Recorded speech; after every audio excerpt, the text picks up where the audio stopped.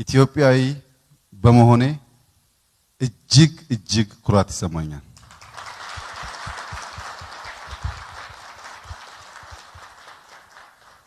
የዛሬ 100 ምናምን ዓመት ኢትዮጵያውያን ሳይዘጋጁ በበቂ ሳይታጠቁ ወራሪ ኃይል ሲመጣባቸው እንደ አንድ ልብ መካሪ ሆነው መስዋዕትነት ከፍለው ኢትዮጵያን ብቸኛዋ ነፃ የአፍሪካ ሀገር አደረጓት የሚለውን ትምህርት ስንማር እንዴት ሆኖ የሚለው እምብዛም አይገለጥልኝም ነበር።